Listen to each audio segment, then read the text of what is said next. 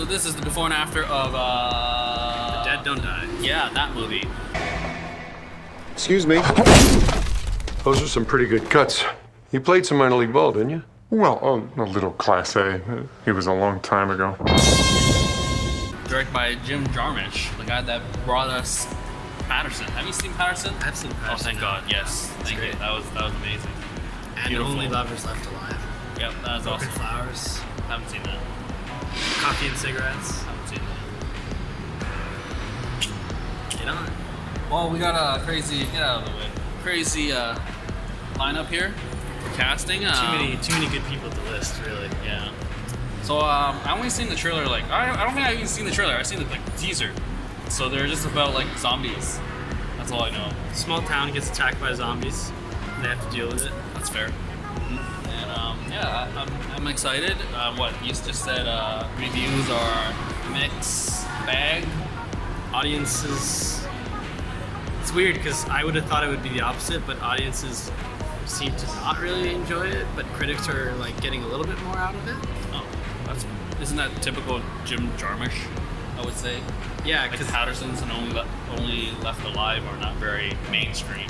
yeah, he usually has like some kind of social commentary or like True. political undertone to his stuff. So it'll be interesting to see what he does with zombies. Well, I mean, he's working with Tilda Swinton again, Sara Driver again. Butler. What he's worked with him before? Broken Flowers. Okay. You would know better Yeah. because you watch more films. But anyways, yeah. So I guess just no real expectations. I just expected to hopefully enjoy it in a weird, not mainstream type of way. It's gonna be different. The one thing you have to expect from him is just like the deadpan humor. Oh yeah. Because that's just his. Let's just hope it's not as dry as that Russian film. What's that one called? Wait. The Russian Steve Buscemi one. Oh. I don't even know. Oh gosh, you need to watch that because it's on Netflix now. And it's so hot up here. Seriously, Cineplex Tinseltown, work your AC.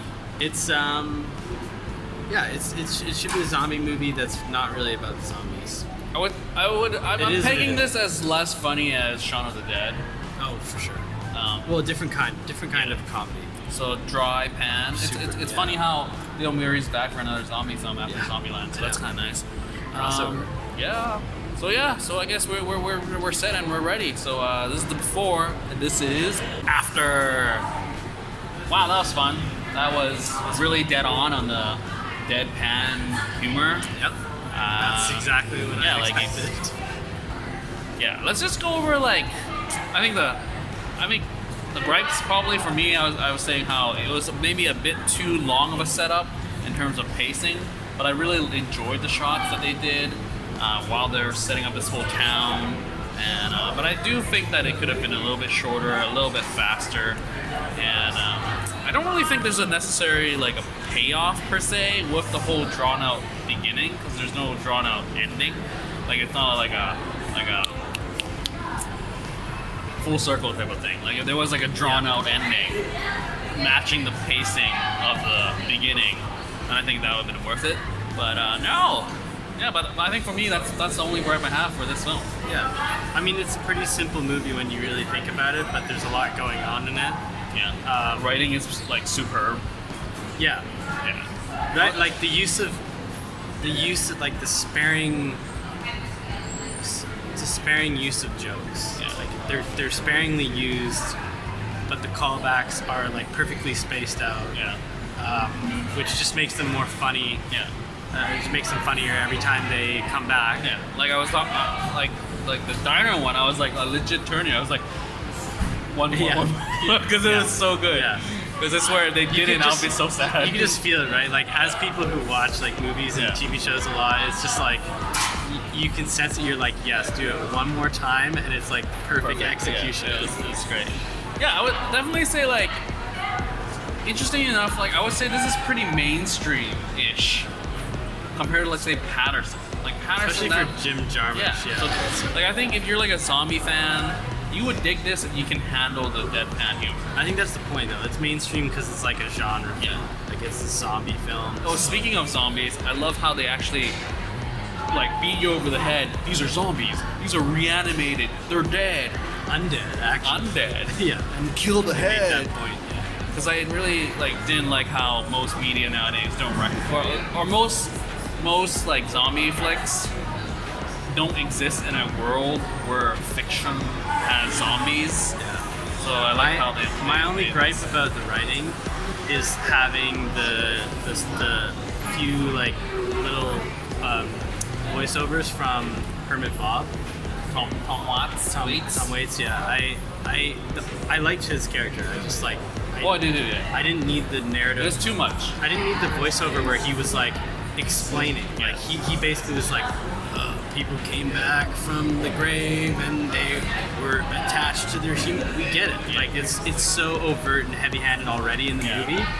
Like visually. I think they're just like what's making sure you happening. got it. Yeah, I know. They really make sure you got it. But it was so that wasn't really necessary. But Tilda Swinton, amazing. fantastic. So great. For a second, I actually thought her character might be like the same character from Only Lovers Left Alive, and then I was like, oh no, I banished that thought. But yeah, she's eccentric, good at playing eccentric characters. I guess the only payoff with her was just that like they set her up as being really weird. And it got really weird, and right? it got real weird. So that was good. Yeah, I kind of wish they brought back the joke with Selena Gomez and like Ronnie's affinity for Mexican women. Oh yeah. I was just like, I feel like she should have been the one to take him down in the end, and it would have been funny. But Yeah. I don't know if that I think that would have been too heavy-handed if it's like her. probably, yeah. Anyway, speaking of like Ronnie, so Adam Driver and Bill Murray, great chemistry. I love their scenes in the police cruiser. I was thinking the whole time, I was like, I could watch 20 minutes of this and not. There's just nobody better than Bill Murray to do like really deadpan, subtle humor. And Adam Driver's everything I see him in, other than Star Wars, I think he's great. So There is a nice Easter egg with Star Wars here. I think everybody's used well. Yeah. Like it's a big cast, but everybody's used pretty well. Yeah, even Rizzo was kind of like, Yeah. oh, interesting.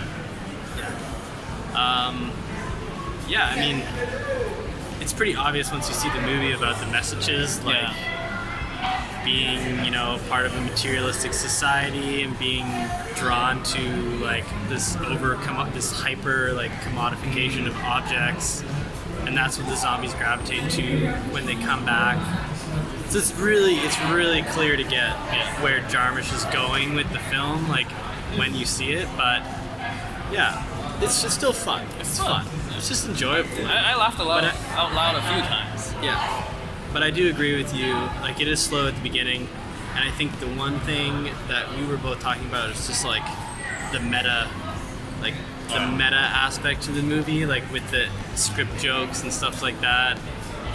Maybe like casual movie people It's like, who's will Jim? be like, what?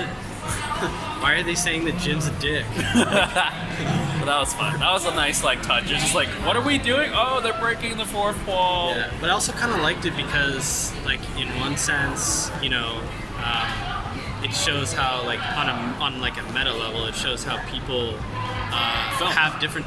Well, film. Yeah. But it also shows how people have different sides of the story, and not like they have partial truths and not the full truth, right? So, like, Adam Driver's character has The whole script. but even he doesn't have the whole script. Yeah. Because That's just like the whole Avengers Endgame thing. Tom Holland, you have no script. Yeah. But I appreciated it because it's like, if you look at it on like a macro level, it's like the narratives that we're told, like we all believe different things because we only have partial truths. No one has like the full truth to anything. So it's good, yeah. It's good. There's a lot going on in this movie. Here. I don't think you could see this movie and say like it's just dumb genre film. Like it's more than that. Which is what we expected. Yeah. So met our expectations. I think it exceeded it. I think it was funnier than I thought it was gonna be. So great. I could just live for those the callbacks with like the two jokes. I could just live for that the whole movie. Yeah. If that was it, I would still enjoy all the writing. So I think it definitely helps that he's writing and directing. That's always a good role to be in both. That's it. We enjoyed it. It was good cast, good all around. Cinematography was pretty nice. And genre film, zombies. And still gory enough for like Oh, a yeah. casual zombie movie. That's true. You know, there's not a ton of gore and Yeah. death, but like there's enough. It's enough. It For makes me- you squirm. Yeah, I squirmed in like the diner.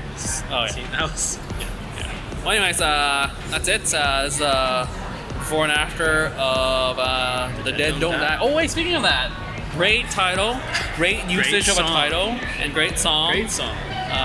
Thank you for being the guitar zombie. And Iggy Pop being the first zombie. Oh, yeah. And yeah, so I mean, yeah, I think, I was saying, probably the most great name or like name for a title, movie title in a long time. Because usually we have dumb names like one word name movies. Because Or they're the idiots. character's first name. Oh god. We've talked about that. Yeah. But anyways, so Arm's dying, so keep watching, keep liking, and subscribe, and share, because sharing's caring. And that's it for this before and after of The Dead Don't Die. See you in the next one.